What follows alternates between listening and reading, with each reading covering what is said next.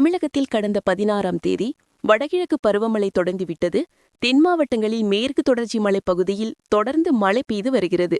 18 மாவட்டங்களில் இன்று மழை பெய்ய வாய்ப்பு.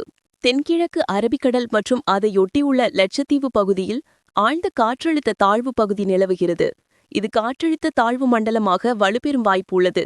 இன்று தீபாவளி தினத்தையொட்டி தென்மண்டல வானிலை ஆய்வு மைய தலைவர் அமுதா நெச்சி கூறியது. அடுத்த 5 நாட்கள் அதேபோன்று கனமழை எச்சரிக்கை. நாளை திருவள்ளூர், சென்னை, விழுப்புரம், செங்கல்பட்டு, கடலூர், மயிலாடுதுறை, நாகப்பட்டினம் மாவட்டங்களில் ஓரிரு இடங்களில் கனமழை பெய்ய வாய்ப்புள்ளது.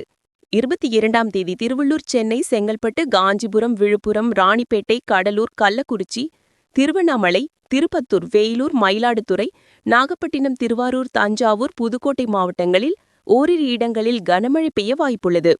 23ஆம் தேதி திருவள்ளூர், சென்னை, செங்கல்பட்டு, காஞ்சிபுரம் மாவட்டங்களில் ஓரிரு இடங்களில் கனமழை பெய்யக்கூடும்.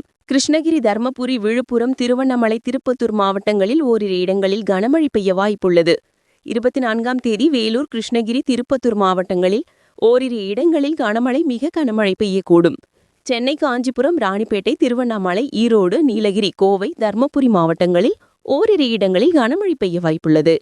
25ஆம் தேதி நீலகிரி மாவட்டத்தின் ஓரிரு இடங்களில் கனமழை முதல் மிக கனமழையும், கோவை மாவட்ட மலைப்பகுதிகளில், ஈரோடு, கிருஷ்ணகிரி, தர்மபுரி, சேலம் மாவட்டங்களில் ஓரிரு இடங்களில் கனமழையும் பெய்யக்கூடும்.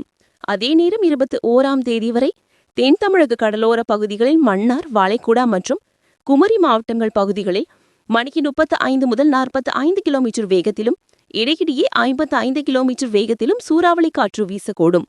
எனவே ஆழ்கடலில் உள்ள மீனவர்கள் 21ஆம் தேதி காலைக்குள் கரை திரும்ப வேண்டும். மழைக்காலங்களில் இடிமின்னலுடன் கூடிய மழைமேகங்கள் உருவாக வாய்ப்புள்ளது. இதுபோன்ற நேரங்களில் வெளியே செல்வதை தவிர்க்க வேண்டும். மின்சாதன பொருட்களை கையாளும் போது கவனம் தேவை.